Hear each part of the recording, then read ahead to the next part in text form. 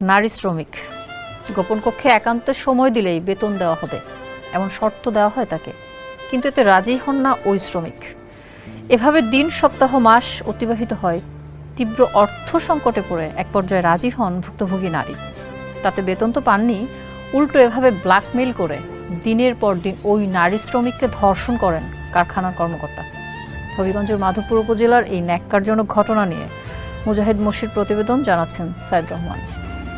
বেতন বোনাস আটকে রেখে এবং চাকরি থেকে বরখাস্তের ভয় দেখিয়ে নারী শ্রমিকদের দিনের পর দিন ধর্ষণ করার গুরুতর অভিযোগ উঠেছে কোয়ালিটি ইন্টিগ্রেটেড অ্যাগ্রো লিমিটেড নামের একটি কারখানার ডেপুটি ইনচার্জ মেহেদী হাসান বাবুর বিরুদ্ধে। কারখানাটির অবস্থান মাধবপুর উপজেলার চৌমুহনী ইউনিয়নের কালিকাপুর গ্রামে।